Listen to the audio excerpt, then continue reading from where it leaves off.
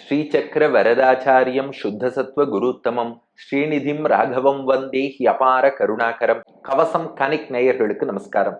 பெரியாழ்வார் திருமொழி முதல் 10 9ஆம் திருமொழி 8ஆம் பாசுரத்தை அனுபவிப்பதற்காக நாம் அப்படியே மானசீகமாக புறப்படுகிறோம். ஆயர்பாடியை சென்று அடைந்து விட்டோம்.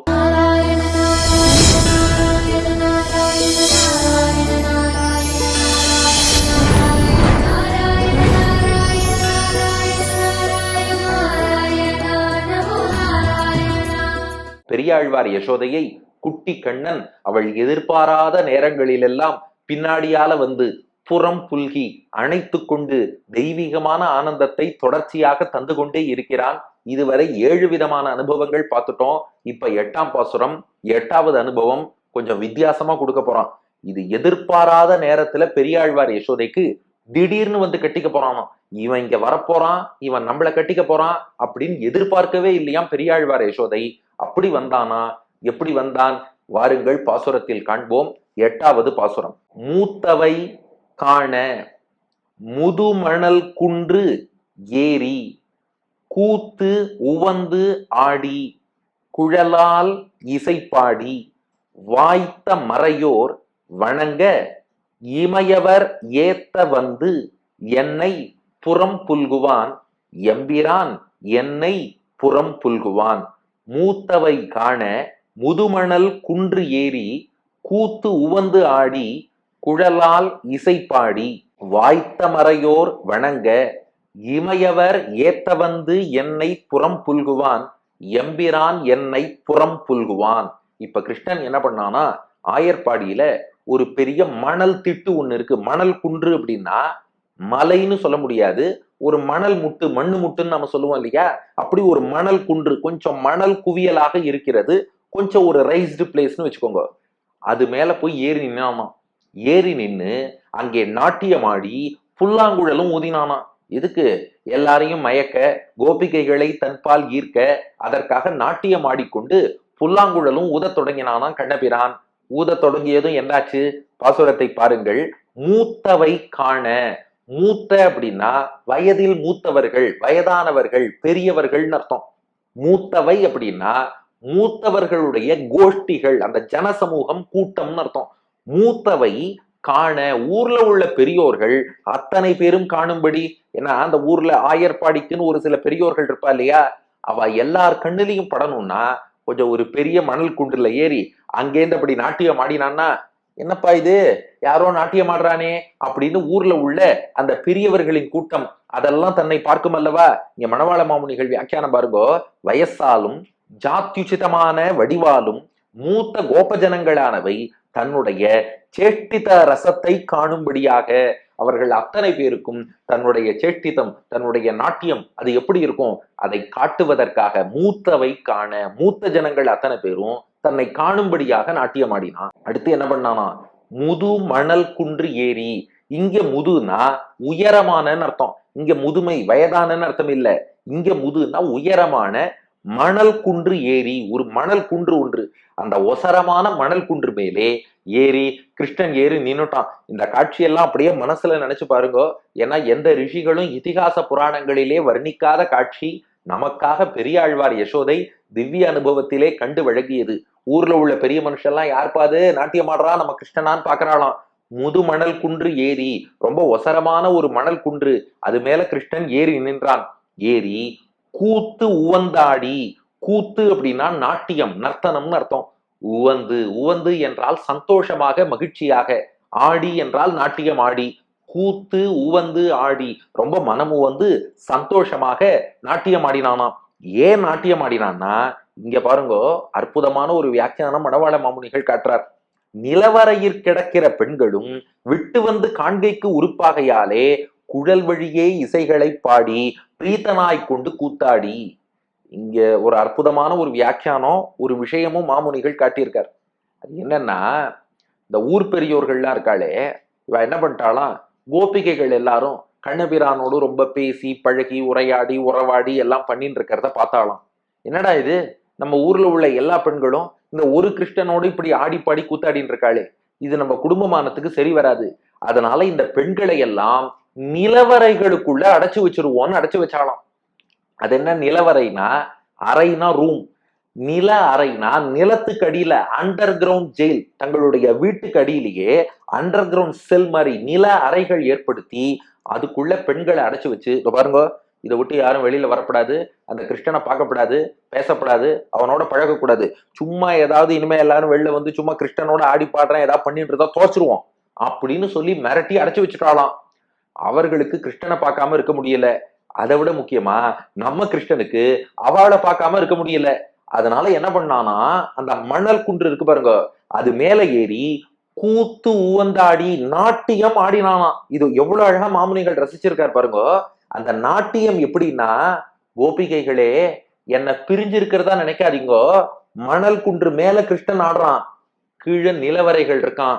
அந்த மேல கிருஷ்ணன் ஆடும்போது அந்த திருவடி மணல் குன்றில் படப்பட அந்த வைப்ரேஷன் அப்படியே கீழே வந்து நிலவரைகள்ல இருக்க கோபிகைகளுக்கெல்லாம் தங்கள் தலை மீது கிருஷ்ணன் நாட்டியம் ஆடக்கூடிய ஒரு அனுபவம் கிடைக்கிறதாம். அதாவது நிலவரைனா டன்னல் இல்லையா, அது அப்படியே கீழே போகும், வீட்டுக்கு கீழே இருக்கான்னு அர்த்தம் இல்ல, அந்த டன்னல் அப்படியே கீழே போய் அந்த மணல் குன்றுக்கு கீழேயும் அந்த நிலவரை இருக்கான், மணல் குன்றுக்கு மேல கிருஷ்ணன் இருக்கான்.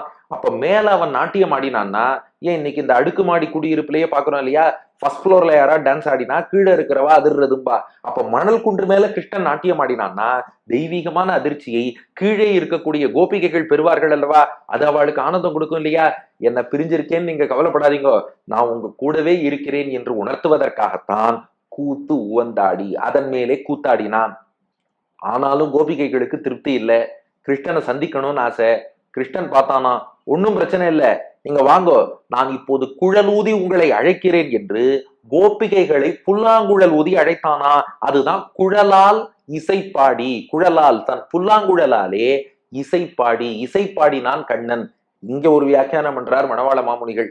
ஏன் புல்லாங்குழல் ஊதினா அப்படின்னா, அதுக்குள்ள ஒரு ரகசியம் இருக்கான்.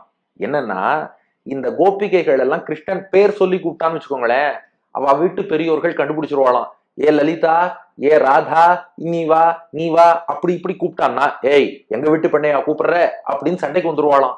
ஆனா இந்த புல்லாங்குழல் இருக்கே, இது கிருஷ்ணனுக்கும் கோபிகைகளுக்கும் மட்டும் உள்ள ஒரு ரகசியமான உரையாடலாம். ஒரு சிலர் இந்த சைன் லாங்குவேஜ்னு வச்சுட்டு இருப்பா, இது இவருக்கும் அவருக்கும் மட்டும்தான் புரியும், வெளியில இருந்து பாக்குறவாளுக்கு புரியாது. அந்த புல்லாங்குழல் என்பது சைன் லாங்குவேஜ். மணவாள மாமுனிகள் வியாக்கியானம் பண்றார். அதுல இந்த ஸ்வரத்துல வாசிச்சான்னா அந்த வீட்டு பெண்ணை கூப்பிடுறான்னு அர்த்தம், வேறொரு ஸ்வரத்துல வாசிச்சான்னா இந்த பெண்ணை கூப்பிடுறான்னு அர்த்தம். அது அந்த கோபிகைகளுக்கும் கிருஷ்ணனுக்கும் மட்டும் புரியுமா. அதனால ஊர் பெரியோர்களுக்கு புரியக்கூடாது, இவாளுக்கு மட்டும் புரியணுங்கிறதுக்காக புல்லாங்குழலாலே அழைத்தான். அப்ப எல்லாம் சரியா வந்துருத்தா. மூத்தவை காண ஊர் பெரியோர்கள் காணும்படி முதுமணல் குன்றேறி, உயரமான ஒரு மணல் குன்றுல ஏறி கூத்து உவந்தாடி சந்தோஷமா நாட்டியமாடி குழலால் இசைப்பாடி புல்லாங்குழலால கூப்பிட்டான். ஆனா நீதானப்பா உபன்யாசம் பண்ண, நிலவரைகள்னு உள்ள அடைச்சு வச்சுட்டா, ஊர் பெரியவர்கள் அடைச்சு வச்சிருக்கும் போது எப்படி அந்த பெண்கள் வெளியில வர முடியும். அதைத்தான் பாட்டின் முதல் வார்த்தையிலேயே பெரியாழ்வார் ரகசியமா சொல்லிட்டார். மூத்தவை காண, ஊர்ல உள்ள மூத்தவர்னா யாரு, ஊர் பெரியோர்கள், அவாதான பெண்கள் அடைச்சு வச்சா, அவர்கள் காணும்படியாக நாட்டியம் ஆடினான். ஏன் காணும்படியா நாட்டியம் ஆடினான்னா, இவன் நாட்டியம் ஆடிய அழக பார்த்தாலாம், அதுல அப்படியே அவன் மயங்கி போயிட்டாலாம். மயங்கி போய் ஒரு டிரான்ஸ், அதுல என்ன பண்றோம்னு அவளுக்கு தெரியல, நேரா எல்லாரும் சாவி அவாவா கையில எடுத்தாலாம், நிலவரைகளை தானா திறந்து விட்டாலாம், பெண்களே வெள்ள பொங்க வெள்ள பொங்கன்னு சொல்லிட்டே இருக்காளாம். அவ என்ன நிலையில இருக்கான்னு அவளுக்கே புரியல. மூத்தவை காண, தன் நாட்டியத்தை கண்டு தாங்கள் செய்வதறியாது மெய்மறந்து போகும்படி ஊர் பெரியோர்களை மயக்கிட்டான். ஊர் பெரியோர்களை மயக்கினதுக்கு அப்புறம் அவ தானே கதவை திறந்து விட்டதுக்கு அப்புறம் அந்த முதுமணல் குன்றேறி கூத்து உவந்தாடி கோபிகைகளுக்கு திருவடி பதிச்சு நாட்டியமாடி குழலால் இசைப்பாடி. இப்ப புல்லாங்குழலால கோபிகைகள் எல்லாம் கூப்பிட்டா இப்ப எல்லாரும் என்ன பண்ணுவா, அத்தனை பேரும் கிருஷ்ணனை வந்து சூழ்ந்து கொள்ள அந்த மணல் குன்றின் மீது கோபிகைகளோடு சேர்ந்து நாட்டியமாடினா.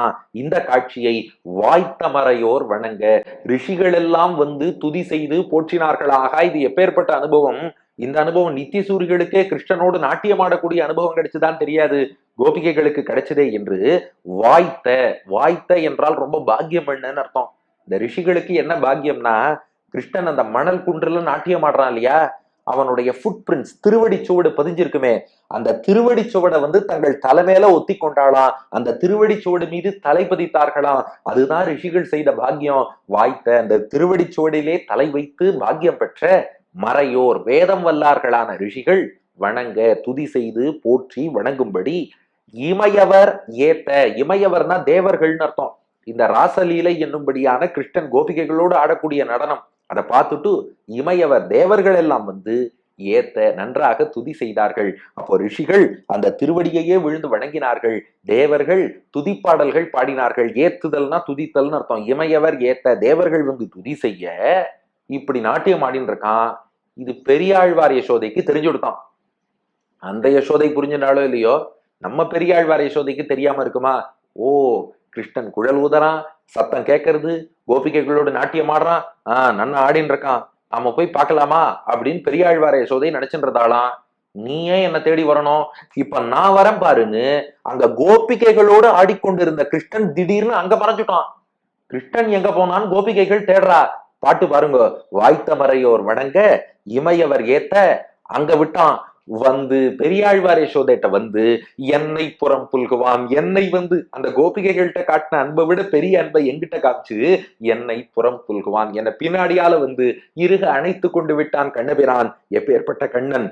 எம்பிரான் என்னை புறம் புல்குவான். எம்பிரான், இந்த இடத்துல பிரான் என்பதற்கு சுவாமி, தலைவன் மாமுனிகள் வியாக்கியானம். எனக்கு தலைவன், கோபிகைகளுக்கு மட்டுமா தலைவன்?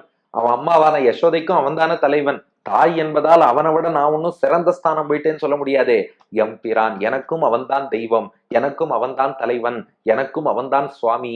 என்னை புறம் புல்குவான், என்னை பின்னாடியால வந்து அணைச்சுட்டாங்கிறது தான் இந்த 8ஆம் பாசுரத்தின் அனுபவம். மூத்தவை காண முதுமணல் குன்றேறி கூத்து வந்து ஆடி குழலால் இசைப்பாடி வாய்த்த மறையோர் வணங்க இமையவர் ஏத்த வந்து என்னை புறம் புல்குவான், எம்பிரான் என்னை புறம் புல்குவான்.